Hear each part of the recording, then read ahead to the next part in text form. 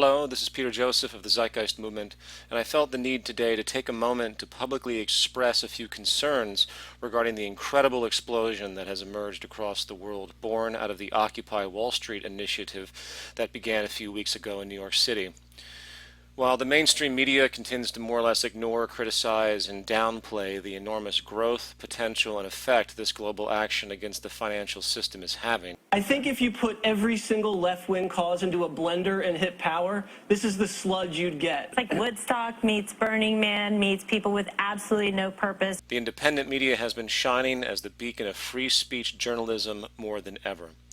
And the interesting thing is, the more the mainstream media continues its status quo preservation tactics, the more public attention will seek out and support the independent outlets, for the power and interest in the Occupy movement is simply not stopping.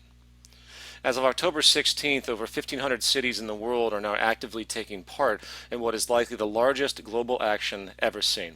And I suspect many other seemingly different economic protests currently occurring worldwide will eventually unify with this global Occupy movement as well. And while peaceful protest has been a staple of this action, police brutality and violent outbreaks are unfortunately occurring in pockets, and this is something of deep concern to me. It is one thing for all of us to give lip service to nonviolence in such a situation, and it's another to be educated and strategic in your work to restrain it.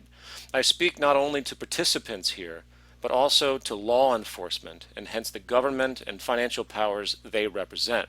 In the case of violence occurring within the Occupy movement, it's critical that if you see any person beginning to act in a violent manner, you work with others to stop them in a peaceful way or make sure others are separated and not triggered into it.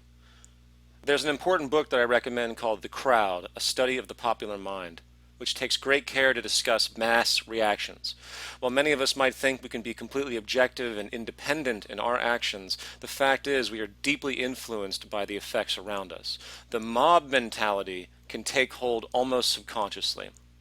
This is very important to recognize within yourself and others in order to be vigilant on both fronts. On that note, it is also critically important law enforcement understand these dynamics as well.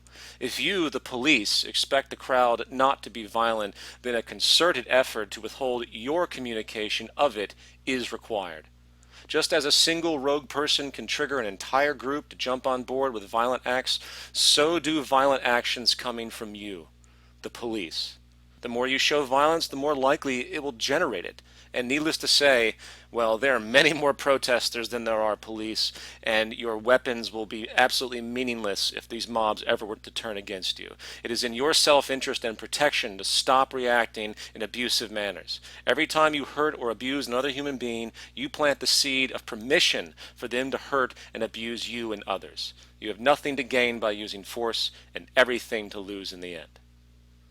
Now, that all aside, there's a quick point I would like to make with regard to demands and transition. I don't pretend to know what will occur as this movement continues to grow, but unless an informed, relevant set of demands are made, its effect will be minimal. It is here I will speak with respect to the values of the Zeitgeist movement, along with my personal views on how we could possibly transition into a more humane, sustainable, balanced society. While many within the Occupy movement promote various reforms of the current economic and political system, others, such as the Zeitgeist movement, seek a complete overhaul. It is not the purpose of this video to expand upon the complete train of thought present in the Zeitgeist movement's observations and proposals, but suffice it to say, we seek a system based upon resource management as the starting point of all industrial decisions, coupled with a recognition that the efficiency enabled by our modern understandings in science and technology will be what can provide and meet the needs of the entire human population and create true sustainability. The manifestation of these elements are what comprise what we often refer to as a resource-based economic model. To understand the basis of this train of thought more clearly, I do suggest two books as well. One is called Critical Path by Buckminster Fuller, and the other is called The Best That Money Can't Buy by Jacques Fresco. From there, the reader should begin to see that our current financially based economic model is intrinsically flawed, and no regulation of this system will likely solve the real problems we face at hand. And if this view is accepted, the view that we need to employ a completely different socioeconomic model to meet the needs of the human population and become truly sustainable on the planet Earth, the question, of course, becomes, how do we get there? In my personal view, the Occupy movement could be the seed for a transition out of the current paradigm and into a new one.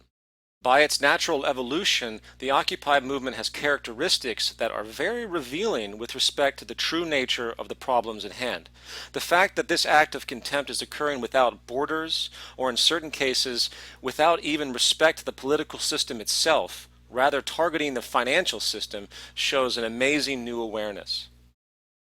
My first suggestion is to unify the regional movements into a global entity through representatives, where each major region has a personal link to each other. I believe this is starting to occur already.